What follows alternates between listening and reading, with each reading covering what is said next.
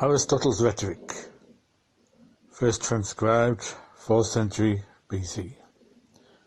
The principal ideas of which are: rhetoric is useful for enabling truth to prevail over falsity, for providing audiences with special knowledge, for facilitating examination of both sides of an issue, and for developing the capacity for persuasive argument. Rhetoric is concerned with matters about which men are not decided and for which no science presents adequate answers. The most effective source of persuasion is the enthymeme. Enthymemes or compressed arguments designed to appeal to the beliefs and emotions of the audience. The materials of enthymemes are probabilities and signs, rationes essendi, are reasons referring to probable causes for taking something to be a fact. Rationes cognoscendi are reasons for believing in facts because of signs. Speeches are of three kinds: the political, the forensic, the ceremonial. Aristotle's rhetoric has been of the utmost influence, direct and indirect, in Western rhetoric. Cicero and Quintilian, the great Roman rhetoricians, drew heavily upon it. Present-day textbooks of public address are considerably often basically Aristotelian in doctrine. While the rhetoric is predominantly a handbook to a practical art, it has an interesting philosophical orientation. It is, in fact, the answer to Plato's call in the dialogue Phaedrus for a truly philosophical rhetoric to replace the shallow sophistical doctrines characterizing existing schools. Contrary to what his contemporaries appeared to believe, Aristotle affirmed that rhetoric is a subject that can be systematically studied, not a random collection of rules of thumb. It is not a special science like medicine or physics, but an art of general scope, like dialectic, applicable to all fields of human concern. It explains by what principle some men succeed in swaying audiences, whether by natural gifts or through practice and study. Its proper constituents are the modes of persuading the intellect and arousing of prejudice, pity, anger, and the like, are non-essentials. To move a judge by emotion is as much an abuse as to warp a carpenter's rule before using it. Aristotle finds a fourfold usefulness of rhetoric. 1. To help truth and justice prevail over their opposites. 2. To provide popular audiences with special knowledge that establishes technical truths among trained audiences. 3. To employ both persuasion and strict reasoning on opposite sides of a question so as to see them clearly and also to confute an opponent who argues unfairly. And 4. To foster a faculty, the defense of oneself through speech and reason, which belongs to man by nature. It follows that the function of rhetoric is not simply to succeed in persuading, but to attain such success as the circumstances of each case allow. Rhetoric is the faculty of observing in any given case the available means of persuasion. The modes of persuasion involve three factors. 1. The character of the speaker, ethos, ethical appeal. 2. The frame of mind of the audience, pathos, pathetic or emotional appeal. And 3. The actual or apparent proof of the speech itself, factual statements and arguments. The good speaker must therefore thoroughly know human nature and character, the emotions and logic. Rhetoric is a parallel to ethics and a branch of politics, since rhetoric concerns decisions regarding human action.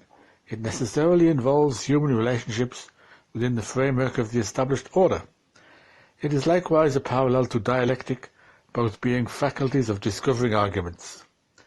While dialectic is used among trained thinkers, rhetoric assumes an untrained audience. The subjects of rhetoric are those regularly debated matters which present alternative possibilities concerning the outcome of which men's decisions can be an influence and for which no special science gives an adequate solution. Complete proofs may occur in the sciences, deriving from what is necessary, but not in oratory, which concerns the contingent in human affairs. As dialectic has two methods of proof, induction and the syllogism, rhetoric has their counterparts, respectively, the example and the enthymeme. The enthymeme is the most effective source of persuasion. The principles just given decide the treatise plan. Books 1 and 2 refer to sources for enthymemes and tell how to construct them. Since enthymemes, as the most effective means of persuasion, embrace not merely the intellectual side of argument but all its aspects, this portion also analyzes the different types of speeches, motives of conduct, the chief emotions, types of character.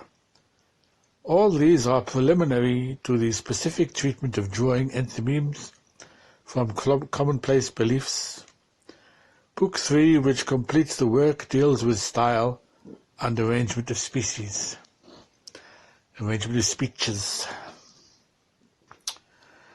The enthymeme is a type of syllogism. To produce one requires knowledge not only of the syllogism, but also how the enthymeme and syllogism differ, and of what their proper materials are.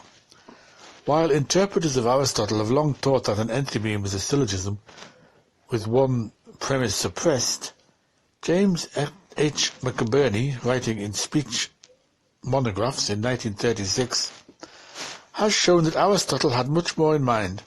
The orator must be able to secure persuasion of an untrained audience in accordance with the truth, but within the limitation of the circumstances. He cannot reproduce a long or complex demonstration, as the hearers would either tire or lose the thread. The essential thing about an enthymeme is not that it is made briefer than a syllogism, but that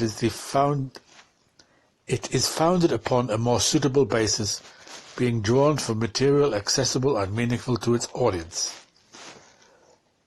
The proper materials of enthymemes are probabilities and signs. These will not include the first principles of the sciences, which are necessary and certain and yet do not by themselves provide solutions for problems ordinarily debated, and which are not known or understood by the general audience. Rather, there is a fairly limited number of principles of common belief applicable to human conduct which do bear, although not conclusively, upon such problems, and these provide the probabilities and signs for enthymemes.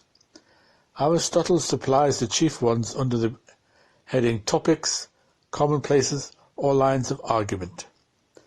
The probabilities and signs useful for enthymemes, McBurney affirms, are respectively rationes essendi, or reasons for being of a fact, and rationes cognoscendi, reasons for acknowledging it.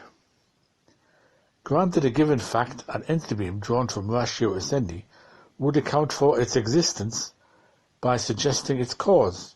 Reasoning thus from a probability by a connection that is also only probable cannot achieve certainty in the conclusion. Yet a factual statement of some probability acquires more probability, that is, becomes more persuasive, if we are shown a cause with which its occurrence is consistent. An enthymeme, drawn from a ratio cognoscendi, or sign, attempts to establish the occurrence or existence of a fact by citing a sign of it that has occurred. Signs are either fallible or infallible. Some enthymemes from infallible signs may claim formal validity as syllogisms. And it is also true that the sign has actually occurred. They constitute a full proof. A further form of enthymeme is the example proceeding by induction from one or more cases to a general principle then from that to a new particular case. The following typify the general topics, commonplaces, and lines of argument from which enthymemes may be drawn. And I quote, "One line of positive proof is based upon considerations of the opposite of the thing in question. Another line is to apply to the other speaker what he has said against yourself. Another line of proof is secured by defining your terms. Others are logical division, induction, some decision already pronounced. Another line of argument is this: the things people approve of openly are not those which they approve of secretly. Another line is the argument that if two results are the same, their antecedents are also the same. Another is to show why the facts are not as supposed, pointing out that there is a reason for the false impression given." End quote. It will be seen that this list includes a few actual material propositions, but is not completely composed of such. Aristotle seems to have intended that the commonplaces are to be employed more as ways of thinking through a subject than as truths or propositions under which given cases may be subsumed. Each special branch of learning has also its own list of lines of argument. Further to add a final thought of McBurney's, the lines of argument, or commonplaces, are distinctly not coldly factual or logic, but have strong emotional elements such as actually do reside in the popular belief of any age. Enthymemes thus are not the orator's demonstration, as opposed to the emotional appeal. They serve also to embody the emotional appeal as well as the intellectual elements. Commonplaces became a part of traditional rhetorical systems through the Renaissance, usually with the correct understanding that they were not merely formulas to be lifted bodily from the textbook, but were really the commonplaces, the areas in which to search, accessible to all speakers for the materials of persuasion. Aristotle himself emphasized that in most speeches, I don't know why I keep saying species. Aristotle himself emphasized that in most speeches there would be more need for the special than for the general lines of argument, and further, that the life of any speech was in the speech's knowledge and inclusion of the particular facts and circumstances of the subject on which he must speak. The hearer is either merely an observer doing nothing, but passing on the quality of the speaker, or else he is in some capacity a judge, a person who will immediately or eventually make some decision toward which the speech is aimed. Speeches are of three kinds which differ in the type of judge to whom they are addressed, as well as in the time concerned and the ends in view. The first kind is political, in which the judge or audience is a deliberative body, the time concerned is future, and the end in view is establishing the expediency or harm of a proposed action. The second kind is forensic, in which the judge is an actual judge or jury in court, the time concerned is past, the aim is to establish whether an event did or did not happen, and was or was not just. The third kind is the ceremonial, whose audience is public, whose time is the present, and whose aim is to praise or censure. The political speaker must be informed in 5 general areas of deliberation, ways and means, war and peace, national defence, imports and exports, legislation. Since men, both as individuals and as community, aim at happiness and its constituents, the orator must know what they think these are to be. Hence Aristotle gives a popular view of happiness upon which pretty well everyone agrees. He likewise describes goodness and utility, since the things men call good are those they will choose in order to secure happiness, and he sketches ways to establish the relative goodness of things disputed. He records the 4 forms of government: democracy, oligarchy, aristocracy, monarchy, and their natures and ends. In the knowledge of their ends, practices may be advocated or condemned in political speaking. With the discussion of virtue and vice, he provides suitable grounds for the ceremonial speaker. He gives the forensic speaker information about the nature and number of the incentives to wrongdoing, the state of mind of the wrongdoers, and the kind and condition of persons who are wronged. Inasmuch as all the voluntary acts are or seem to be either good or pleasant, Aristotle adds a discussion of pleasure, calling it a movement by which the soul is consciously brought into its normal state of being. As to the sources of support other than facts and logic, forensic speaking especially requires that the audience be in the right frame of mind, while deliberative speaking requires that the orator's own character should appear good. To achieve the latter, the orator requires good sense, good moral character, good will.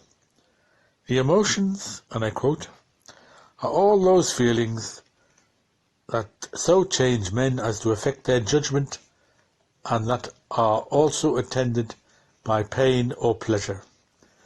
Aristotle takes a series of important emotions and examines each as to 1.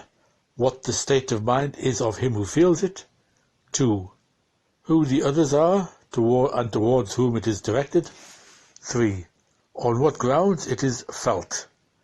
He discusses the types of human character in relation to the various emotions, moral qualities, stages of life, and conditions of fortune.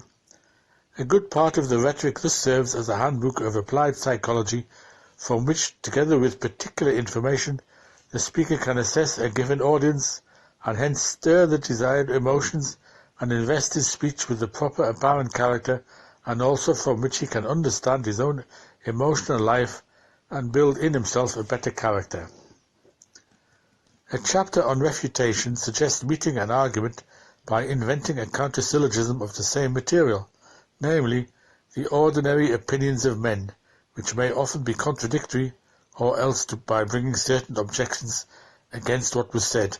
In brief, the refutation set upon recognition of the basis of the original argument in mere probability and general likelihood, of which Aristotle had given notice at the outset.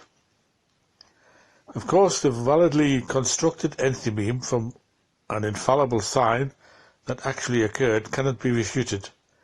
Amplification, the making of a proposition to seem important, or the opposite, is not a line of enzymatic argument, but is a matter of the material content with which an enthymeme is filled out.